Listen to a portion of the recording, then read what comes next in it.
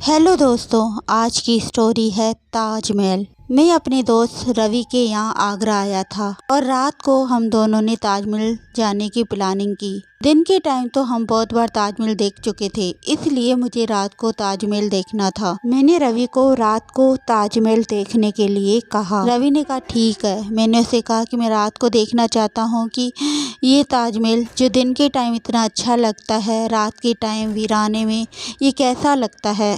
लेकिन रात के टाइम ताजमहल जाना अलाउ नहीं था, इसलिए रवि गुप्त रास्ता जानता था। हम गुप्त रास्ते से रात के 12 बजे ताजमहल में एंटर हुए। दिन के टाइम जो ताजमहल इतना सुंदर लगता है, रात के टाइम वीरान और खतरनाक लगता है। ऐसा लग रहा था कि रात के वीराने में इतने ही राज जो अपने में समेटे हुए है।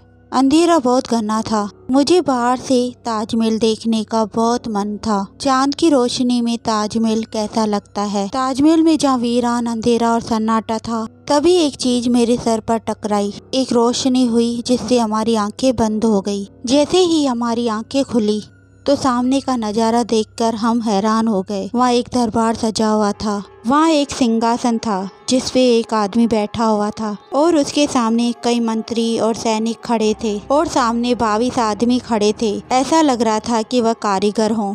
सिंहासन पर बैठे आदमी ने आदेश दिया सिपाहियों, और सिपाही उन कारीगरों के पास आया। कारीगर गिड़गिड़ा रहे थे, छोड़ दो हमें, छोड़ दो। लेकिन इस सिपाही ने उन सब के हाथ काट दिए। अब एक कारीगर खड़ा था। जब उसका नंबर आया तो वह विनती करने लगा।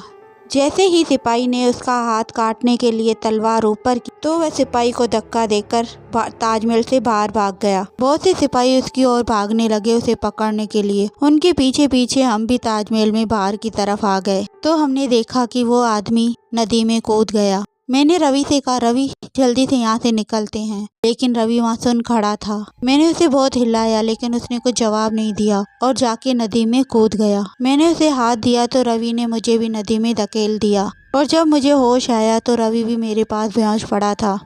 तभी किसी आदमी के आने की आहट हुई।